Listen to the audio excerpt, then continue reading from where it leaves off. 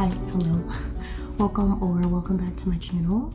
I just finished We Are Okay, or let me rephrase that. I finished We Are Okay by LaCour about 4 hours ago. What time is it? Yeah, I finished this book about 5 hours ago and I have not recovered. It's a little bitty contemporary YA story about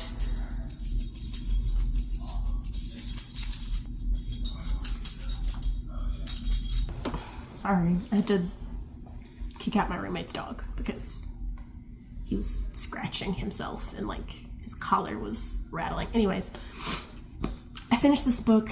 It is about grief. And it is about the kinds and levels of grief that I have yet to experience in my life. I felt Marin's feelings so deeply and so sincerely, and it was only made more, my experience of reading this book was only made more like raw by my similar life experiences to her, specifically like growing up and going to this Catholic school where you have relationships with other girls that like veer on more than platonic. For her, it was more than veering. And having a complicated relationship with religion and also with your family, being very distant. It was really good. I really enjoyed it. I think that this is, like I said, I finished reading this book about 5 hours ago. So I want to say that I'm going to give it 5 stars. I may come back and amend that, but that is currently what I have it rated as, just because I have never read a book that has made me cry. I was tearing up. Like, it got to a point where I was a little bit more than 5% through this book. I'm not sure if you can even see my tabs in it. And I was like, it's become a need. I need to be writing in this book. I need to be highlighting things that stand out to me. I need to be drawing parallels both to my real lived experience and also to like why this is what's being written, because this was a really intimate book. Like, I felt like I was reading somebody's thoughts. We used to have a creative writing club in my high school. Those experiences in that creative writing club, like if you were trying to write and let out the feelings that you had, some of the grief that you were feeling, some of the torment, some of that very normal teenage angst, and you were in creative writing club, it felt like this. It felt like I'm gonna create this character who is going through what I'm going through, but in the most like extreme version, and I'm going to get this catharsis if I have to grab it by the throat. That's what this felt like. It was so visceral. I loved it so much. It was so good. And also Mabel's function as a character, I loved her so much. The ending did make me cry. It was more than the ending. There was a lot of just like Mabel and Marin's relationship developing that got to me. I wasn't intending to talk about this book this much. Sorry, some of this might get cut, but if you want a really fucking good book to read that's going to make you cry, I highly recommend it. And I don't say that's going to make you cry. I don't say that lightly. Books do not make me cry. I have a very hard, I've read books that people who were easy criers, like, or people who like to read, like to cry while they read, and it doesn't do it for me. Hit me like a bus, like a train, run over. It was really good. Since I finished this book, devoured it in 2 days, I am now in the shopping stages for a new book. I want something new to read, and it's fall. My last video that I recorded, I have a bunch of books that I want to read this season, and I want to start getting into them. Like let me show you actually. You can't see it that good in this lighting, but I made a shelf on my little bookshelf in my bedroom that has the books on it that I want to read. I have the remaking that I might not get to. Is it Circe by Madeline Miller? I might not get to it this season just because I have other books that I want to read, but I want to reread The Secret History so that I can like actually talk about it in a video. And I want to finally read The Library at Mount Shar, and then Bride and Stephen King, which I've talked about previously in videos. There are also other books that I don't own that I want to read that are at the library, but I feel like for the month of September I really do want to prioritize getting through the books that I already have. This season of my life has been a really challenging one, and I've been impulsively buying books a lot more than I would like to, than I would typically do that.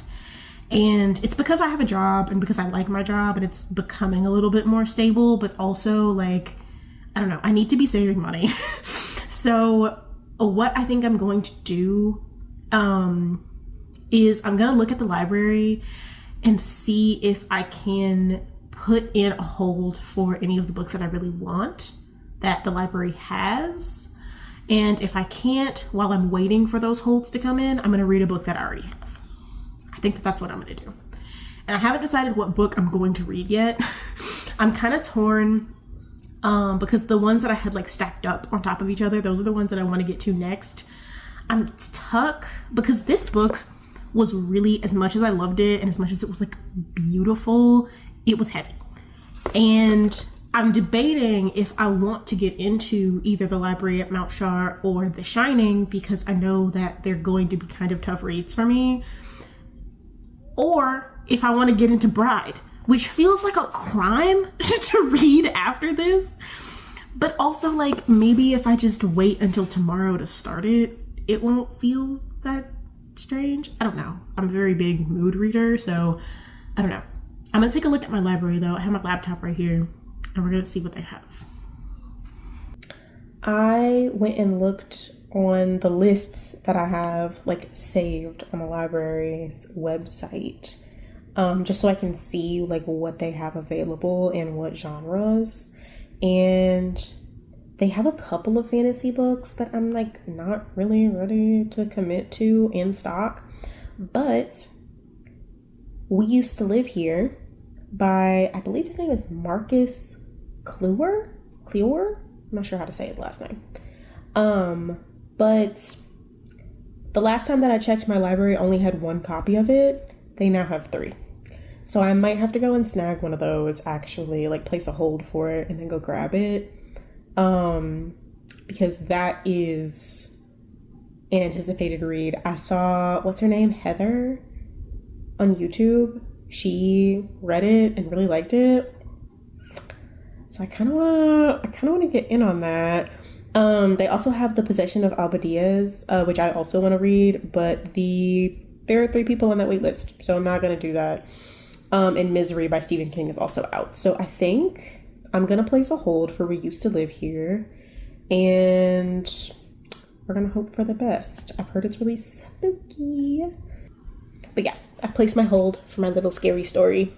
Now I think, because I want to read something else tonight, let me walk you through my thought process. The last time that I started, I'm not going to stand right there. The last time that I started reading The Library at Mount Shar, I felt like I was going to bust through it so quickly. Bust through it? That's not the right way to say it. I felt like I was going to fly through it. And that was why I put it down, because I wasn't going to have like enough time to just sit down and fully like devote time to like just reading the whole thing through.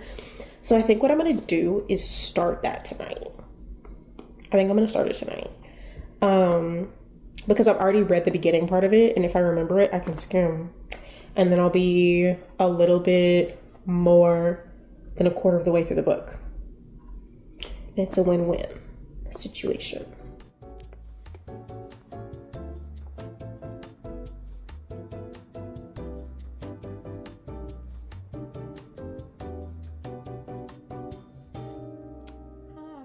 I come back to you from the same spot as last night in a different outfit.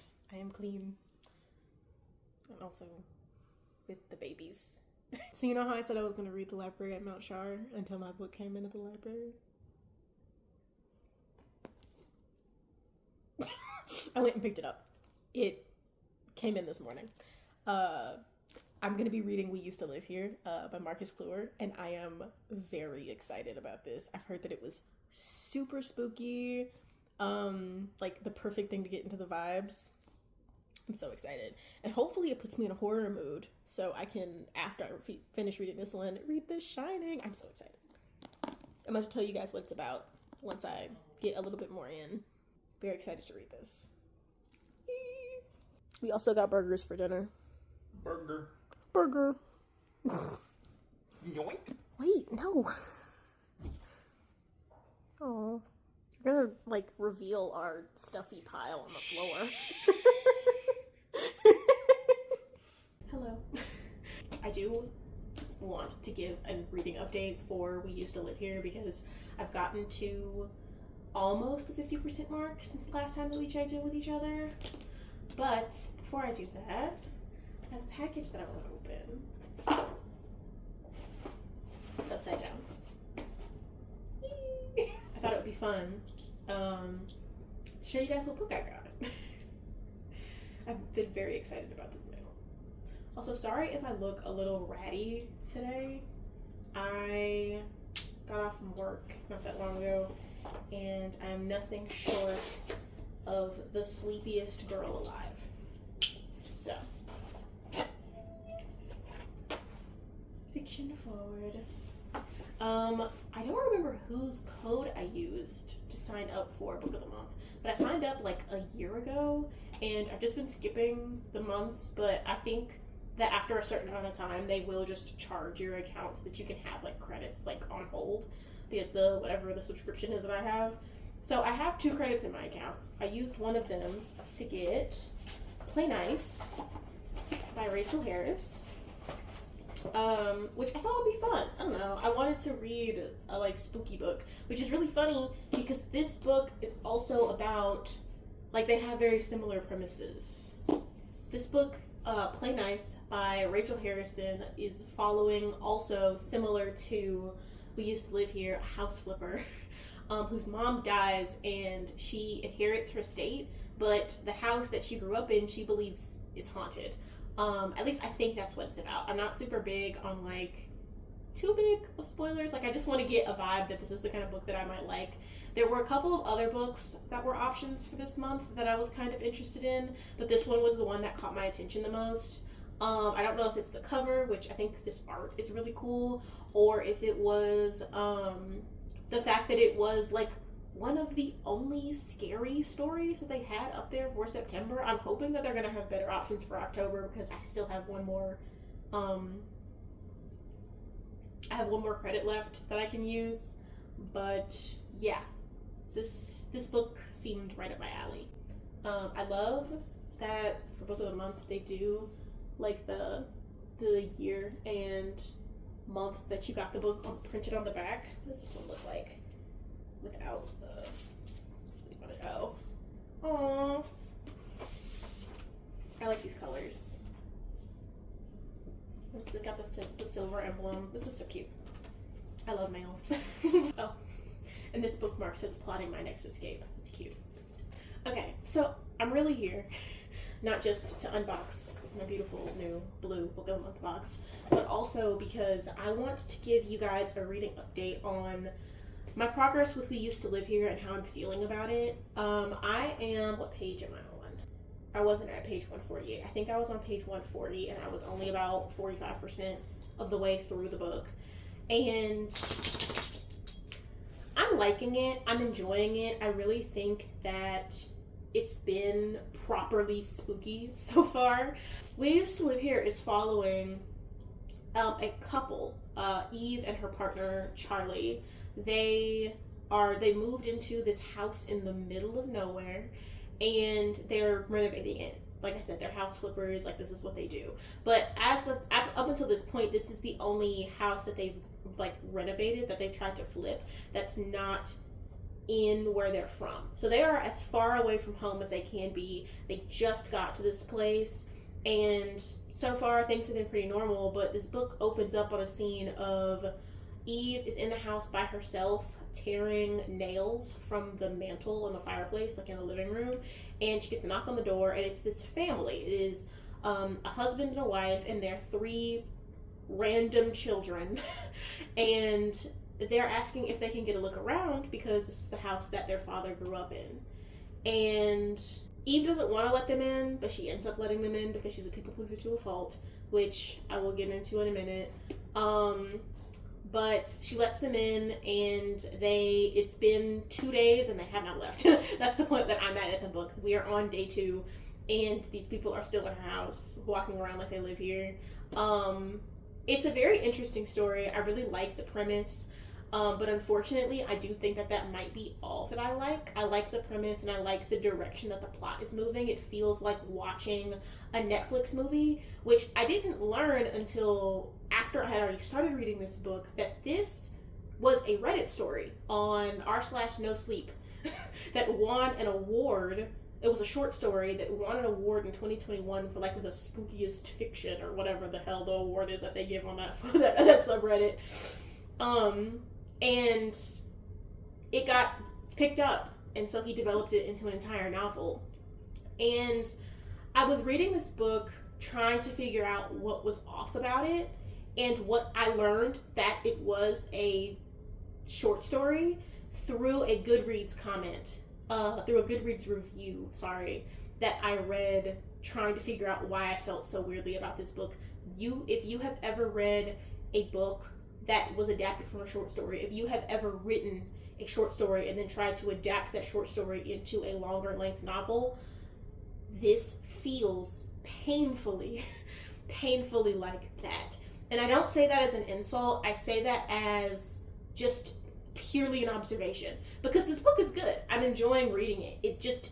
I can feel in every sentence, in every paragraph, in every chapter break, that this was a short story. This was a short story that was adapted into something longer, and he just had to fill the space. This book came out last year, and that he has a new book coming out soon, and this book is either being developed or has been developed into a movie for Netflix as a result of this book deal.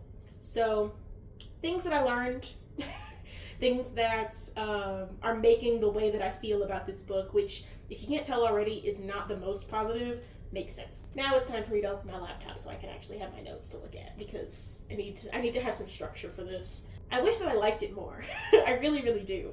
One of the first things that I noticed about this book that I just didn't like was Eve. And I feel terrible saying that. There's a part of me that feels like Eve and her actions, as well as Charlie, her partner, and her actions are just caricatures. They are exaggerations to a fault. And you can tell in the way that the book is written that I am expected to believe that this is the way that a real person would behave. That this is the way that a real person would react in this kind of situation. But I just can't bring myself to believe that. And I don't know if this is my fault. I don't know if I'm just being I have too big of a rod up my ass about this or not. I don't know. But there's just something so strange about, and not strange in a fun, eerie, I want to be spooked a little bit by this book, right? It's not that. It's strange as in I think that this lesbian couple just feels like they were written by a straight man about this, that I don't know, it keeps pulling me out of the experience. One of the first things that I noticed that I was actually I noticed while reading the second chapter of this book, and said out loud to my boyfriend because I was reading in bed next to him, that this book is written in the third person, and I do not understand why. I don't know why. Why is it written in the third person? Up until this point, this book has taken place from Eve's perspective. There is nothing that is indicated to me that it will stop taking place from Eve's perspective. We don't know enough about anyone else in this situation. There's been a lot of really spooky things that have happened so far. The most spooky thing to me that has happened so far was the scene in the kitchen. The second scene in the basement. You will know what I'm talking about if you've read this book, where she's looking for Jenny. you will know what I'm talking about. That scene scared, like, I read that scene in the dark, scared the bejeebas out of me. I was like, I had to close the book. I was like, hold on, hey guys, because up until that point, and even up after that point, even now, nothing that scary has happened yet. So I don't know. I'm really hoping that like something's really gonna come out of the woodwork. It's really just gonna like pull me back in. But right now, I'm like not really in it. I hate to say it, dude, because like I've seen so many people that like I really love their reviews of books say that they have dug through, like they love this book, like they dug it, they were like, yes, like this rocks, like they love this book, and I'm just not feeling it. I'm not even feeling like a 4-star right now. I feel I'm sitting at a 3. Might be a little bit lower than a 3. I feel like I could ramble on and on and on about this book and why it's just mid so far, but because I want to love it. I want to be spooked. I want to be spooked out of my gourd, but that's just not happening. And it's making me sad. For a book that has on this inside sleeve, it says Get Out meets Parasite, I'm not really feeling it. It's not eerie enough. I want it to be more spooky. I feel like I'm being mean. And I was saying that to my boyfriend the other night. I was like, I feel like I'm being like an elitist asshole about this book. And like, I want to feel something, and I want to be a little bit more critical about the way that I'm reading my books. And the problem with being critical about the things that I'm reading is that I'm reading something that like is enjoyable, but it's just not good. And I want it to be good. Like, I see the potential in what this book could be, and it's just not there. The parts that I find irritating are the parts that are like, I'm being told about Eve's personality. She does something, and then the narrative has to go step behind her and justify it. She says something like, well, I'm just jittery by nature. I'm unreliable. I'm a scared cat. She'll say, like, things will happen in the narrative after that, because I keep saying she says, it's not from first person's perspective. She's not saying it. I don't know who's saying it, to be quite frank. I don't think that they should be, whoever it is, because it's pulling from my understanding of her as a character. I'm watching her make these poor choices. You don't have to tell me that she's spooked. I see it in the fact that she did that. You know what I mean? I understand that some things do need to be written out that way. It just feels cheap to do it that way here. And I also recognize that this is a debut. Here's a part actually that I found that was like this. This is on page 3 of this book. The family has just shown up to the door. Eve has opened the door. She's recognized that they don't have a car. She can't see their car outside of it. She has no idea how they got up to her house. And the father is explaining where he parked the car, all of this, right? And she's not convinced that they didn't just walk holding hands out of the forest that is sitting in front of her. It says this. As the father responded, something else caught Eve's eye. A smudge of dirt on his plaid coat. Her focus, especially in moments of stress, was often distracted by irrelevant details. She called it her broken spidey sense. A random speck halfway across a room would suddenly draw her attention. A drip, drip, dripping faucet would turn louder than somebody speaking right next to her. It was hard for Eve to fully explain. The closest she could get was, imagine if several times a day, all at once, every single thing around you became impossible to ignore. Needless to say, she wasn't good at parties.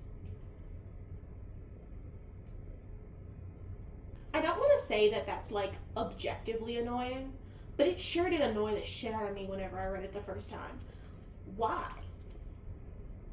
That seems like an over-exaggeration of a symptom of anxiety, right? Is that realistic? I need somebody to tell me if that's realistic, because to me, that feels cheap and like a waste of page space. Because what is this for?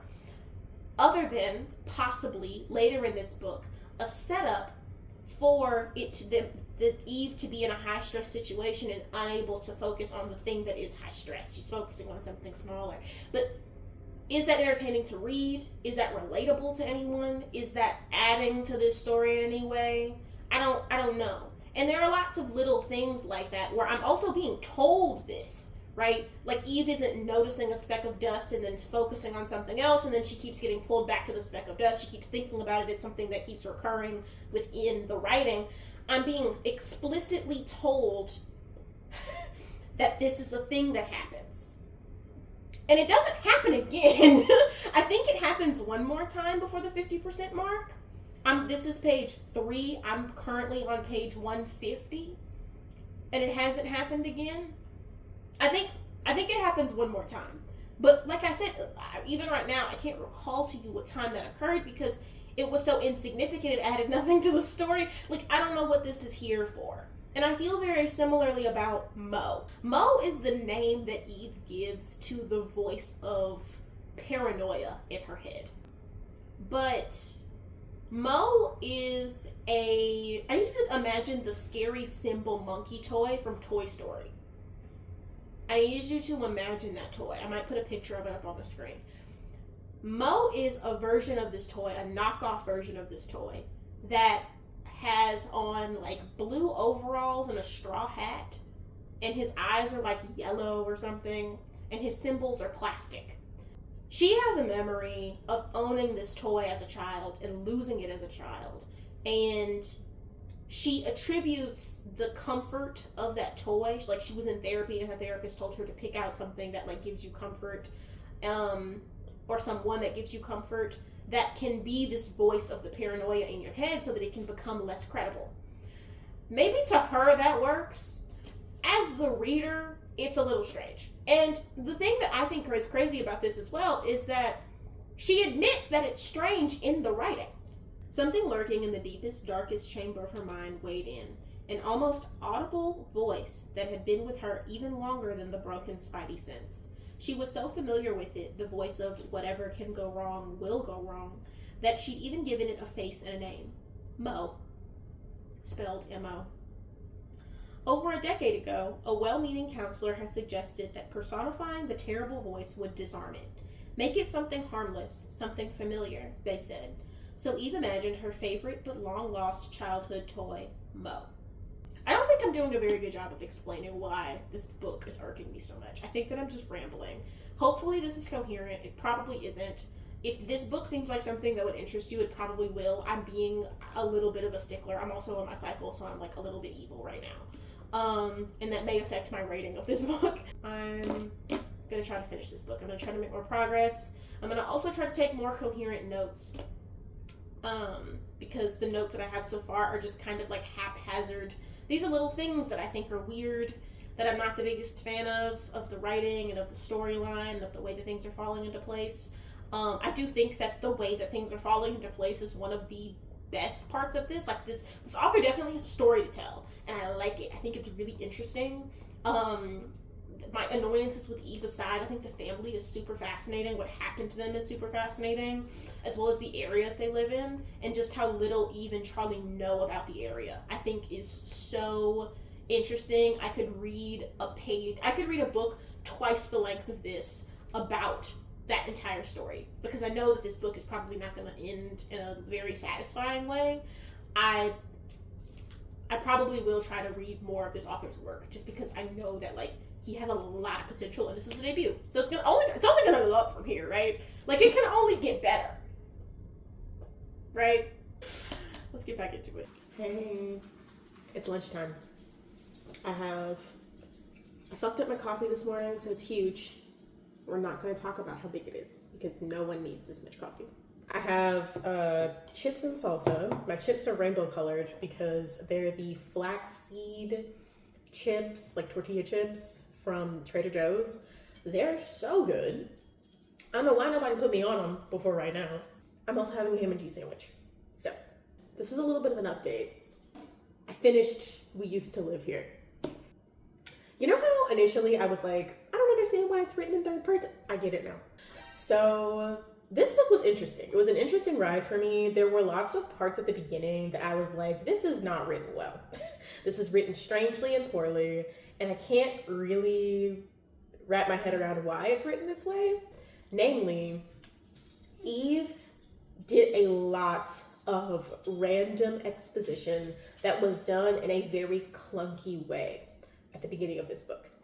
And I say that as someone who I suppose is a little bit more picky than I thought I was with the books that I read, because or with the things that I like in the books that I read, because for whatever reason, it pulled me out of the experience. There was a lot of, well, I'm just an anxious gal, like this is just how I am, writing in this book. Let me actually see if I can find an example.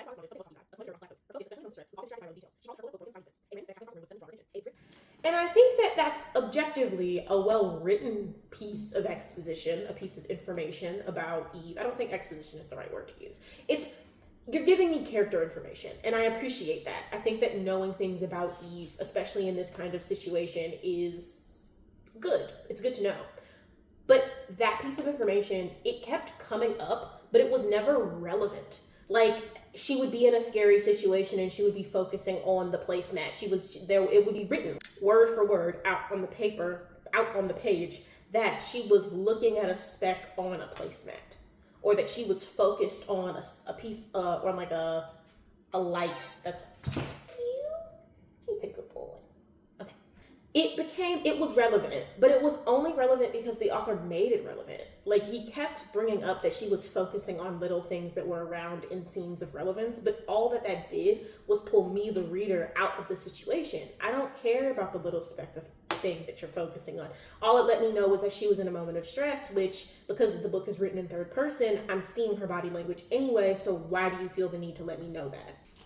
I also thought that there was a lot of telling instead of showing. Another benefit of a story being written in the third person is that you can just tell me you can show me how they're reacting or responding to situations, instead of having Eve tell me what's going on. There are examples of this that I could pull, but they're spoilers. I don't want to spoil this book, because I do recommend this. I think that if you are interested in the premise of this book and it is something that you would like, please pick it up. It's so good. It was such a good, I think that it was a good intro to spooky season for me, because this is my first time reading something like scary, like a horror novel.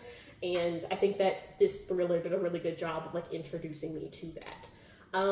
It did the like haunted house tropes super well. Anytime a character went into an attic or a basement, some shit was going down, and you knew that some shit was going down because suddenly the vibe changed, right? Another thing that I want to add is I also think that if you have any experience with internet horror, specifically if you have any interest in like SCPs, or cryptids, or anything like that, like within the online era. Specifically, I'm thinking about Flesh Pit National Park, that Tumblr page and website. That kind of vibe is what this book is giving. If you have any experience with SCPs and internet, that kind of vibe, you will probably find this either cringe or more interesting, because for me, it was a mix of both. I thought that it was a little bit cringy at certain points. It feels like a Redditor, like a Reddit user wrote it. If you have any experience using Reddit, you know exactly what I'm talking about. Like, the vibes were all there. But yeah, no, I really recommend it. I think that if any of those things pique your interest, go ahead and pick it up if you want to regret it. It was good. I really liked it. 4 stars. 4 stars. I have on my Goodreads and I gave it a 3.75. That is a more accurate rating than what I'm saying right now. But I don't know. It was good. I would give it between a 3.75, 4 stars, depending on the mood that I'm in whenever I'm talking about it. So after I finished that book, I was like, I need to turn off my brain. I need to do something fun. I need to like not do anything. So now I haven't started it yet, but I want to read Bride by Ali Hazelwood. I don't know if I've talked about it yet on this channel. I might have, I might not have. I don't really remember. But I read Not in Love not that long ago, like a year ago, I think. And I really love that book. It was really good. I finished it in 2 nights. Like, I read 20 pages or 50 pages in one night, and then I finished it the next night. I was reading at like 4 o'clock in the morning, like, oh my God. Like, it was, I don't know what like demon overtook me to make that happen, but I wanted to pick up Bride. I've been talking to a couple people like since I moved here about like what books they liked, and like more than one person said they liked Bride. I am experienced with Omegaverse fan fiction, and that's all that I'm gonna say on that on the internet. That's it. That's all I'm gonna say. So I know what's going on here, right? Like the whole nodding situation. I saw a bunch of reviews of people being like, that was weird. It's not. He's not gonna have a regular situation down there. He's a dog. He's a dog. What do you want from me? If I'm in the middle of reading this book and I'm enjoying reading this book, I will go and get made. You cannot stop me. I want to have a collection of Allie Hazelwood books because I love the way that she writes, and I want to get into romance, y'all. Like, I'm so sick of not liking romance novels. Like, everybody loves romance. Like, all the cute little book talk girlies, like, they love romance. Like, it's so ridiculous sometimes, but it's like, it can be done well, and I want it to be done well. I want a romance book that I can, like, be excited about. I don't know. We'll figure something out. But I'm gonna finish my lunch. I'm probably gonna go put on a video while I eat because I'm here by myself today. My roommate was here for 2 days this week and now she's gone. So I feel comfortable enough to film, but I need to go like actually chat out.